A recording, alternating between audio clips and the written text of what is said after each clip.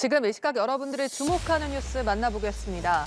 주말인 내일도 찬바람이 부는 강추위가 기승을 부리겠습니다.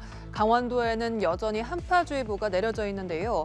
차고 건조한 공기가 수일째 내려오면서 동해안 지역은 건조특보도 발효 중입니다. 이렇게 바람이 불고 건조한 날씨에는 산불 위험이 크니 조심하셔야겠습니다. 한편 이번 한파는 일요일부터 점차 누그러질 전망입니다. 김동혁 기자입니다. 찬 공기가 내려오면서 도심이 꽁꽁 얼어붙었습니다. 살을 애는 추위에 시민들은 귀마개와 장갑, 핫팩까지 방한용품으로 무장했습니다. 전국의 북극발 한파가 기승을 부리고 있습니다. 한파주의보가 발령 중인 강원 산간의 아침 기온은 영하 15.5도를 기록해 전국 최저를 보였습니다. 특히 찬바람이 더해지면서 설악산의 체감온도는 영하 25.4도, 서울도 영하 10.7도로 체감 추위가 심했습니다. 강추위는 주말까지 이어집니다. 대부분 지역에서 아침 기온이 영하권을 기록하겠고 바람이 강하게 불면서 체감온도도 3에서 5도가량 낮게 느껴지겠습니다. 이번 한파는 평년 기온을 회복하는 일요일부터 점차 누그러질 전망입니다. 아침까지는 이렇게 지금 평년보다 5에서 10도가량 낮은 기온을 유지하며 추위가 지속될 것으로 예상을 하고 있습니다. 체감온도가 매우 낮은 상황이기 때문에 체온 관리 등 건강관리에 각별한 유의가 필요하다는 말씀 드리겠고요. 차고 건조한 공기가 수일째 내려오면서 강릉과 부산, 울산 등 동해안 전역으로는 건조주의보가 내려져 있습니다. 기상청은 건조하고 바람이 부는 날씨엔 작은 불씨가 대형 산불로 번질 수 있다며 화기 취급에 각별히 유의해달라고 당부했습니다. 연합뉴스TV 김동혁입니다.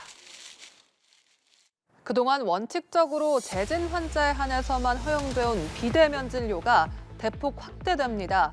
오는 15일부터 오후 6시 이후와 휴일엔 초진이어도 비대면 진료를 받을 수 있습니다.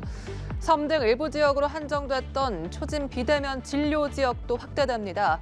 의료계에선 우려의 목소리도 나오는데요. 오진이나 약물 오남용을 줄이는 게 관건입니다. 최덕재 기자입니다. 가장 크게 바뀌는 건 비대면 진료로 초진을 받을 수 있는 범위가 넓어진다는 점입니다. 지금까진 환자의 정확한 상태를 파악하기 위해 초진은 병원에서 받고 그 이후부터 비대면 진료를 받을 수 있었는데 이젠 오후 6시 이후와 휴일엔 초진이어도 비대면 진료를 받을 수 있습니다. 최소한 의사와 상담을 하고 응급의료센터를 방문하거나 다니던 의원의 진료 개시 전까지 진료, 처방, 그리고 투약 등 적절한 조치가 가능하도록 국민 편의를 높이고자 합니다. 초진 비대면 진료를 허용하는 지역도 확대됩니다. 지금까진 섬 등 일부 지역에서만 비대면 진료 초진이 가능했는데 앞으로는 지역 응급의료센터로 30분 내에 도달이 불가능하거나 권역 응급의료센터로 1시간 내에 도달이 불가능한 인구 비율이 30% 이상인 시, 군, 구는 초진이어도 비대면 진료가 허용됩니다. 이런 시, 군, 구는 총 98곳으로 전체 250개 시군구의 39.2%입니다. 또 지금은 대면 진료를 받은 질환과 같은 질환일 경우에만 재진으로 인정돼 비대면 진료를 받을 수 있지만 앞으로는 6개월 내 현재 질환과 관련된 의료기관 진료 이력이 있으면 재진으로 인정받을 수 있습니다. 한편 의사단체는 우려의 목소리를 내고 있습니다. 대상 환자군이 무분별하게 이렇게 확대되는 것 자체가 환자 안전을 보장하지 못할까 봐 걱정을 많이 하고 있습니다. 비대면 진료 이용이 늘 것으로 전망되는 가운데 얼마나 오진이나 약물 오남용을 줄이느냐가 관건입니다. 연합뉴스TV 최덕재입니다. 지속되는 고물가로 고심 중인 정부가 술에 매기는 세금인 주류세를 조정해 주류 가격 인하를 유도하기로 했습니다. 내년부터 국산 위스키와 소주에 대한 세금이 낮아지는 건데요. 다만 식당이나 주점에서 이미 6,000원에서 7,000원까지 오른 소주 가격이 다시 내려갈 수 있을지에 대해선 회의적인 목소리도 있습니다. 김동욱 기자입니다. 내년부터 국산 위스키와 소주에 대한 세금이 낮아집니다. 기획재정부는 종가세 적용 대상인 국산 주류에 대해 내년 1월 1일 출고분부터 기준 판매 비율을 도입한다고 밝혔습니다. 그동안 수입 주류는 수입 신고가를 과세 표준으로 정해 주세를 부과했습니다. 반면 국산 주류는 제조 원가의 판매 관리비, 이윤까지 더한 금액을 과표로 정해 세금을 더 내야 했습니다. 이에 판관비와 이윤만큼을 기준 판매 비율로 차감해줘 역차별을 해소하고 출고가를 낮추겠다는 겁니다.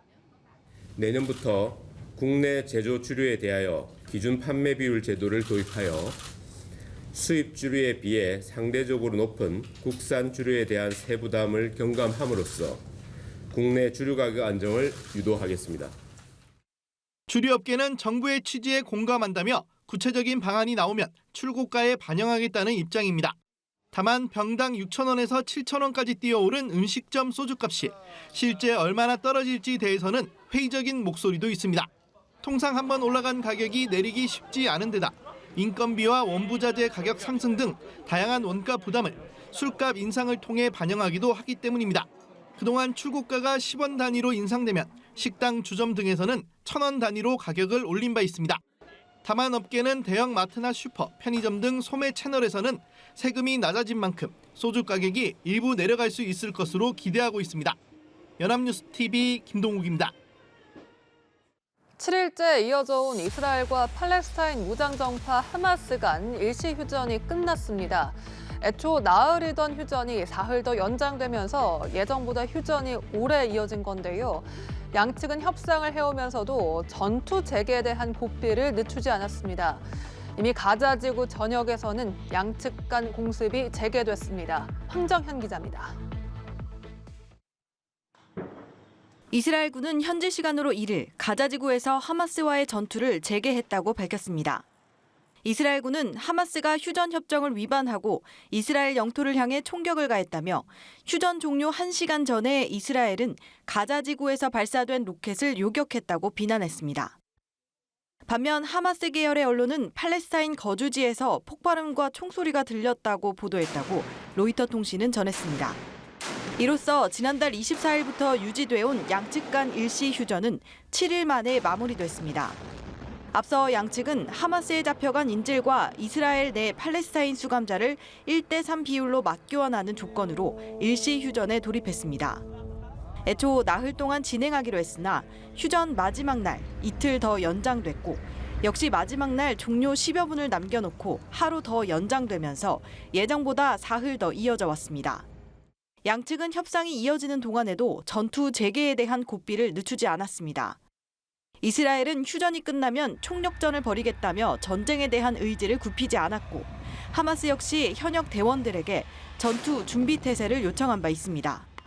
외신에 따르면 전투 재개 이후 가자지구 북부뿐 아니라 남부에서도 양측 간 공습이 벌어지고 있는 것으로 전해집니다. 그러나 여전히 이집트를 포함한 중재국들은 휴전 연장을 위해 노력 중인 것으로 알려졌습니다. 휴전 기간 동안 석방된 인질 수는 외국인을 포함해 모두 105명, 풀려난 팔레스타인 수감자는 240명인 것으로 집계됐습니다. 연합뉴스TV 황정현입니다. 우리 정부가 북한 군사정찰위성 발사 과정에 참여한 북한 국가항공우주국 소속 직원 등 11명을 대북 독자 제재 대상으로 지정했습니다. 11명 중 10명은 국제사회에서 첫 제재 대상입니다. 이와 동시에 미국과 일본, 호주도 대북 독자 제재를 발표했는데요. 앞서 한미일이 독자 제재를 동시 발표한 적은 있지만 호주까지 한 목소리를 낸 건 이번이 처음입니다. 지성님 기자입니다. 정부는 북한의 정찰위성 발사에 대응해 위성 및 탄도미사일 개발과 밀접한 연관이 있는 북한 인물 11명을 대상으로 새로운 독자 제재를 발동했습니다. 제재 대상에는 리철주 국가항공우주기술총국 부국장을 비롯해 정찰위성 개발과 물자 조달, 무기 개발에 관여한 5명이 이름을 올렸습니다. 또한 김영환 727 연구소장, 최일한 노동당 군수공업부 부부장 등 탄도미사일 연구, 개발, 운용에 관여한 인물 6명도 포함됐습니다. 미사일 연구개발 기관으로 알려진 727 연구소는 북한 매체 등에서 이름이 등장한 적이 거의 없었습니다. 이번 제재 대상 중 진수남을 제외한 10명은 우리나라가 세계에서 최초로 제재 명단에 올렸다고 외교부는 설명했습니다. 이번 대북 제재는 윤석열 정부 들어 13번째 독자 제재로 작년 10월 이후 우리 정부가 지정한 독자 제재 대상은 개인 75명과 기관 53개로 늘어났습니다. 정부는 미국, 일본, 호주와 사전 조율을 거쳐 같은 날 대북 독자 제재를 발표했습니다. 한미일 3국이 동시에 대북 제재를 발표한 적은 여러 번 있지만 호주까지 포함한 4개국이 동시에 제재를 가하는 것은 처음입니다. 미국 재무부 해외자산통제국은 북한 정찰총국 산하 해커 조직 김숙희와 강경일 등 북한 국적자 8명에 대해 독자 제재를 발령했습니다. 일본도 김숙희와 북러 무기 거래에 관여한 슬로바키아 기업 등 단체 4곳과 개인 5명을 새로 제재 명단에 올렸습니다. 호주는 개인 7명과 단체 1곳에 대해 독자 제재를 가한다고 밝혔습니다. 연합뉴스TV 지성림입니다.